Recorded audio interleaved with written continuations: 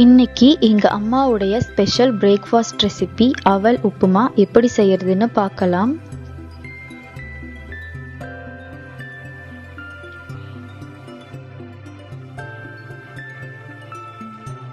கடாயில எண்ணெய் சேர்த்துட்டு கடுகு, கடலைப்பருப்பு சேர்த்துக்கலாம்.